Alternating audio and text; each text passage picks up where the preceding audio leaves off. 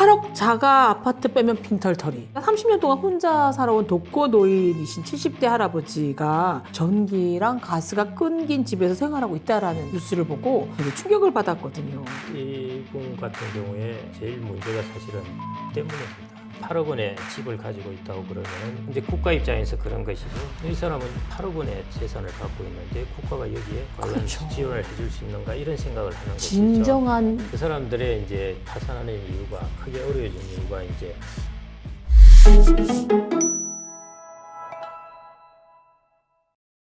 100세 시대의 은퇴 이후의 삶이 50년을 은퇴 후에 삶을 살아야 된다고 하는데요. 뭐 전문가시죠? 미래에셋 자산운용의 김경록 고문님과 모시고 이야기 나눠보도록 하겠습니다. 안녕하세요, 예, 고문님. 안녕하세요. 네, 반갑습니다. 네, 반갑습니다. 제가 뭐 딴 기사도 소개했지만 최근에 저한테도 굉장히 충격적인 기사가 하나 있었는데 8억 자가 아파트 빼면 빈털터리. 네. 사실 8억이 이게 무슨 적은 돈은 아닌데 보니까 30년 동안 혼자 살아온 독거 노인이신 70대 할아버지가 전기랑 가스가 끊긴 집에서 생활하고 있다라는 뉴스를 보고 굉장히 충격을 받았거든요. 근데도 이 할아버지는 당연히 집이 있으니 억대 집이 있으니까 기초생활수급 등을 지원받지 못했고 사망하신 지 며칠 지나서야 정말 영화의 한 장면처럼 쓸쓸히 이제 떠나가시고 이후에 발견됐다고 하는데요. 박사님, 우리나라에 이런 노인들이 뜻밖의 많다면서요? 지금 방금 이제 기사에 두 가지 문제가 이제 네. 그 중첩되어 있는데요. 첫 네. 번째가 이제 고독사라는 예. 거고요. 이제 두 번째가 이제 우리나라에서 좀 특유한 문제인데 우리가 하우스리치 캐시프로라고 이야기합니다. 예. 예, 집은 덩그러니 큰 걸 가지고 있는데 현금이 없다는 것. 그게 이제 이분 같은 경우는 이제 극단적으로 나타난 경우이고요. 실제 우리나라가 65세 이상 1인 가구 숫자가 한 200만 가구가 훌쩍 넘는데요. 그다음에 2030년 되면은 이게 290만 가구, 거의 이제 300만 가구에 육박합니다. 그렇게 되면서 이제 사회 현상들이 앞으로 많이 일어나게 될 텐데 방금 말씀하신 게 이제 그런 사회 현상이 극단적으로 좀 하나 나타난 경우인 것 같습니다. 근데 이제 늘어나는 이런 노인 가구? 는 피할 수 없잖아요. 그리고 뭐 하루 이틀 맞습니다. 된 건 아니기도 하지만 맞습니다. 좀 특징적이고 과거와 좀 다른 점이 있다면 이 할아버지가 자기 집이 있었다는 얘기예요. 예. 그것도 억대 단위라고 하면. 근데 집은 덩그러니 있는데 생활비는 없고요. 예. 또 이런 상황의 노인들이 좀 사실은 남의 일 같지가 않은 거죠. 어른들 되면 저도 이 집 떠나서 어디서 살아? 또 옮겨? 뭐 세입자 돼야 돼? 뭐 이런 좀 그런 두려움이 좀 있거든요. 예. 예. 그래서 이제 주택연금이라는 제도가 그런 두려움을 해소하기 위해서 있는 건데요. 자기가 살던 집에서 평생 죽을 때까지 살면서 이제 역모기지라고 역모기지라고 예. 하는데요. 뭐 그런 제도가 있기도 하고요. 그리고 이제 우리나라 고령자들의 거의 이제 자산의 80% 정도가 부동산으로 되어 있습니다. 전체 자산이 많은데 부동산이 너무 많아서 그런 수도 있고. 네. 자, 이분처럼 이제 전체 자산 해봐야 사실은 이전에는 별로 집값이 별로 안 비쌌는데 재개발되면서 갑작스럽게 이제 올라온 것이죠. 예. 그러다 보니까 이분은 거의 100% 가까이가 이제 부동산 자산이 된 그랬겠죠. 경우입니다. 그래서 예. 이분 같은 경우는 이제 주택연금에 대한 이제 정확한 이해 이런 것들이 필요한데요. 이 마치 주택연금을 들게 되면은 내 집의 소유권을 빼앗기게 되는 것처럼 언제 처분을 마음대로 못하니까 그런 생각이 들 수도 있을 겁니다. 그렇죠. 우리나라 사람들은 더욱더 집은 내가 내 집에 내 등기로 되어 있는 집 이런 것들을 가지고 있으면 좋겠다는 생각이기 때문에요. 그런 부분에 이제 좀 이런 부분을 끓이게 만든 것 같고 사회복지사께서 이제 그걸 계속 추천을 하셨거든요. 이 주택연금을 해서 받으시라 했는데 이제 내 집은 절대 그럴 수 없다. 뭐 그렇게 해서 이제 안 받고 계시다가 이런 일을 당할 줄 몰랐던 그렇죠. 거죠. 사실은요. 그래서 그런 부분에서 우리는 자기 집에 살면서 할 수 있는 제도가 있는 것이고 우리나라가 그런 부분에 있어서는 주택연금 제도가 좀 잘 되어 있는 편입니다. 그래서 그런 걸 활용하시면은 좋고요. 지금도 이제 정부 당국에서는 상당히 중점적으로 역점 사업을 두는 것 중에 하나가 지금은 주택만이 되고 있는데 앞으로는 이제 땅도 마찬가지로 좀 이렇게 연금화할 수 있는 것, 뭐 이런 것들에 대한 인센티브를 제공한다든지 이런 것들을 이제 좀 고민을 하고 있습니다. 네. 그래서 이런 부분을 좀 적극적으로 좀 활용했으면 하는 부분이고요. 이분 같은 경우에 제일 문제가 사실은 집 때문입니다. 그러니까 예, 집, 이게 내 집. 예, 이제 소득을 기준으로 하는데요. 재산을 가지고 있으면 이걸 소득으로 환산을 합니다. 네. 근데 이제 8억 원의 집을 가지고 있다고 그러면은 이 중에 기본 재산 부분을 빼줍니다. 빼주는 것이 뭐 8천에서 1억 3천 왔다 갔다 하는데요. 대충 여기서 1억 원을 빼줬다 하면은 네. 7억 원이 남지 네. 않습니까? 7억 원에다가 4%를 곱합니다. 그리고 나누기 12 하면은 이게 인정소득, 월 인정소득이 되게 됩니다. 네네. 그렇게 계산하면은 한 233만 원이 나오거든요. 네. 그런데 기초연금을 받는 1인 가구 기준으로 해서 그 상한선이 213만 원이에요. 그래서 저도 정확하게 어떻게 계산됐는지 모르겠는데 대충 딱 계산을 해보면은 이게 좀 초과하게 되는 것입니다. 그러면은 이제 국가 입장에서 그런 것이죠. 국가가 이걸 도와줄 수 있는가? 우리가 60대 같은 경우에 평균 순자산이 4억 6천이라는데 이 사람은 8억 원의 재산을 갖고 있는데 국가가 여기에 돈을 과연 그렇죠. 지원을 해줄 수 있는가 이런 생각을 하는 것이죠. 진정한 예. 하위층 뭐 기초숙자도 그렇죠. 있는데 예. 그래서 이런 부분 재산 많은 사람들이 그런 생각을 하거든요. 기초연금을 받을 수가 있는데 그래서 이게 사각지대가 생길 수가 있습니다. 맞아요. 사실은요. 예. 근데 이걸 얼마든지 통로가 주택연금을 있는데. 받으면은 뭐 200만 원, 300만 원 사이에 실제로 이제 233만 원이라고 아까 대충 인정액이 네. 나왔는데요. 진짜 주택연금으로 계산하면은 딱 그 비슷하게 나옵니다. 오. 사실은요. 예. 그러니까 국가 입장에서는 약간 넘는 것이죠. 그래서 이제 그 부분이 안 되는 것이고요. 만일 이분이 이제 좀 더 컨설팅을 해드린다면은 예를 들어 집을 팔고 네. 5억짜리 집으로 이사를 가시는 거예요. 그럼 3억이 남죠. 5억은 주택연금 가입할 수 있죠.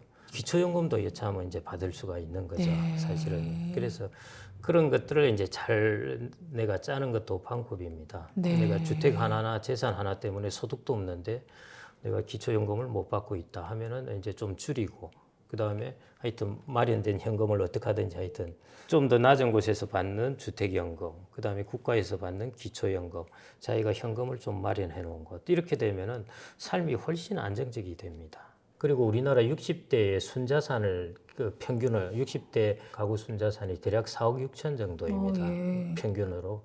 거기에 비해서 8억 원의 순자산인 셈이거든요. 그렇게 본다면 이제 상당히 수준이 높은 편입니다, 사실은. 그런데 현금이 없어서 이제 그런 일이 발생을 했으니까. 어떻게 보면 그 이웃과 아니면 뭐 지자체랑 소통도 잘 안 됐고 정보의 부족일 수도 있는데 이제 문제는 나이가 들수록 금융자산 비율이 낮아질 수밖에 없는데 수입은 줄어들고 이 비율을 연령대별로 예컨대 뭐 60부터라면 60대, 70대, 뭐 80대 그런 거는 어떻게 할 수 이제 있을까요? 꼭 정해져 있는 건 아니고 일단 노후에는 자기의 집은 필요합니다. 예. 그거는 뭐 내가 집을 팔아서까지 뭐 자산의 비율을 맞춘다 이러실 필요는 전혀 없는 거고요. 아, 예. 금융자산하고 주택자산하고 이렇게 구분을 해가지고 주택자산은 내가 은퇴하는데 뭔가 걸림돌이 된다. 그러니까 유동화할 수 없으니까요. 그럴 수가 있는데 이게 주택연금을 통하면 충분히 유동화를 할 수가 있습니다. 예, 그래서 예. 저희가 주택자산을 갖고 있고 아까 그분 같은 경우에는 8억이라고 하고 70 음시지간 것 같아요. 예. 그 정도 같으면은 거의 뭐 230만 원 이상 정도는 월 70세 정도 70 중반이면 더 될 수도 있고요. 네.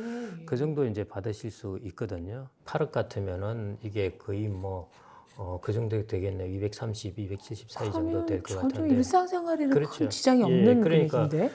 예. 주택이라는 것도 얼마든지 주택연금을 통해서 유동화를 할 수 있기 때문에 그걸 좀 전향적으로 생각을 하시면 좋을 것 같고 네. 급작스러운 유동성이 필요할 수가 있습니다. 예. 그럴 경우에도 주택연금은 일시금 대출이 또 전체의 반 정도가 일시금 대출이 됩니다. 그래서 그걸 또 활용을 하시면 되고요. 보통 네. 내가 집을 가지고 있을 때 네.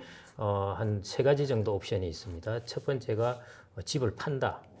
이것은 권하고 싶지 않은 것이고요. 네. 예. 그다음에 주택을 담보로 대출을 받는다는 네. 것. 이것도 사실은 내가 돈을 제때 못 갚고 하면은 주택이 경매로 넘어가게 됩니다. 예. 그러면 자기의 거주지 자체가 박탈당하기 때문에 이것도 권할 만한 상황은 아닙니다. 그다음에 세 번째 옵션이 내가 집에 살면서 대출을 받는다. 그게 주택연금입니다. 네. 예, 그래서 저는 이 세 번째 옵션인 주택연금을 이제 활성화하는 것, 그리고 잘 활용하는 것. 그게 저는 주택을 가지고 있는 것 중에 제일 활용하기 쉬운 방법이고요. 과거에는 2년 전에는 공시가 기준에서 9억 원. 네. 까지 이제 가입 자격이 되었습니다. 예, 이상이면 안 된다면서요? 예, 예. 네. 그런데 이제 주택연금액을 지급하는 것은 시가 기준으로 지급을 해주는데 네. 가입 자격은 공시가로 기준으로 예. 합니다. 그런데 이걸 12억으로 이제 높였거든요. 예. 12억으로 높이면은 시가로 한 17억, 18억 정도 네. 됩니다. 그 다음에는 주택이 두 채 세 채라도 그 두 채 세 채를 합해서 모두 합쳐서 공시가 기준 12억 이하면 가입할 수가 있습니다. 예. 예, 다만 자기가 거주하는 주택만 대상이 되는 거지 가입 자격까지 박탈당하는 건 아닙니다. 그래서 이제 옵션이 여러 개 생기는 것이죠. 예를 들어 내가 집을 한 채 더 있는 거는 팔아버리고 현금으로 해서 금융자산으로 운용할 수 있고 아니면은 내가 그냥 두고 임대료 수입을 할 수 있는 거고 이런 이제 주택연금 때문에 옵션을 가질 수가 있습니다. 그래서 그렇게 활용을 하시면 될 것 같고요.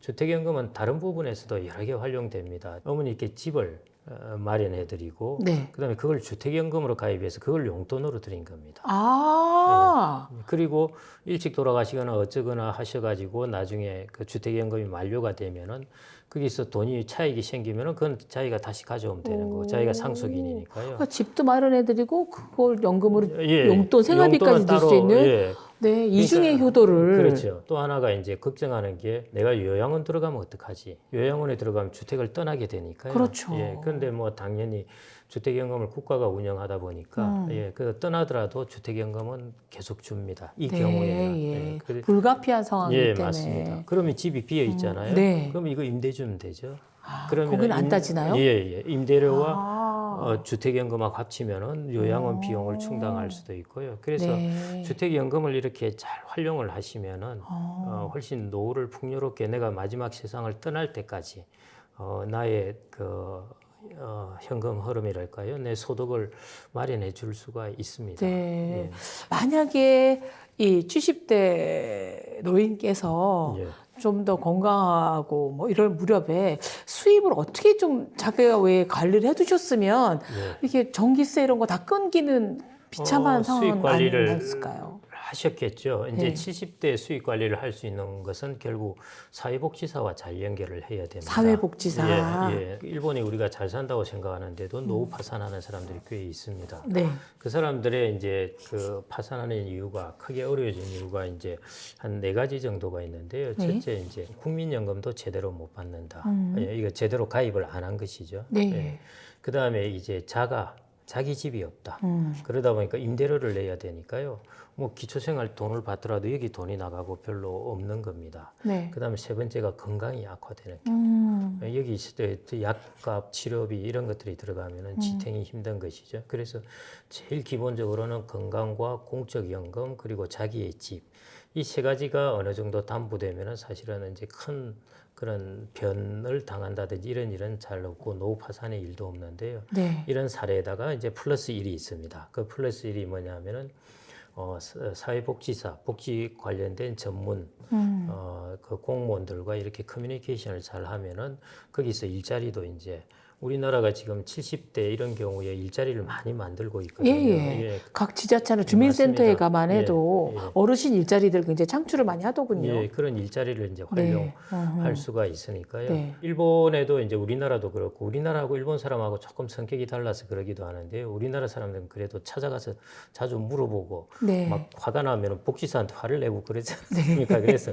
일본 사람들은 의외로 그런 면에서는 좀 이렇게 되게 좀 순한 것 같습니다. 예. 그래서 어떤 사람은 내가 국가에 내가 왜 폐를 끼치느냐 하면서 안 찾아가는 사람들이 있어요. 아, 그렇죠. 그런 부분들을 이제 잘 활용하는 것. 그래서 70세가 넘고 조금 생활이 넉넉하지 못하고 혹은 내가 뭔가를 하고 싶고 하면은 이제 복지센터하고 이렇게 잘 연결을 해서 정보를 잘 갖는 거 그게 훨씬 중요합니다. 네.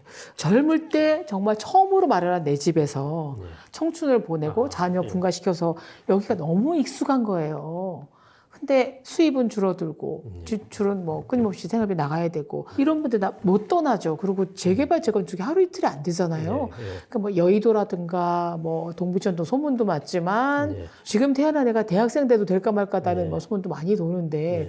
이런 분들한테는 이거 뭐 일단 떠나세요 이럴 수도 없는 아니, 거고. 예, 네. 그거는 재건축이 되더라도 주택연금은 또 되고 하니까요. 네. 이주하더라도 그동안에 됩니다. 그러니까 그냥 지금 활용해가지고 받으시다가 잠깐 떠났다가 다시 돌아와서 하시면 이제 될 것 같고요. 혹은 이제 재건축을 이게 될 때까지 어렵다 그러면은 이거 파시고 그 다음에 똑같은 가격으로 옆에 당장 재건축 안 할 곳에 가셔가지고 거기서 이제 주택연금을 받는 것도 방법인 거죠. 아니면은 이걸 재건축하면은 돈도 더 내야 되고, 네. 감당하기 분담금도 어렵겠다. 내야 예, 되고. 예.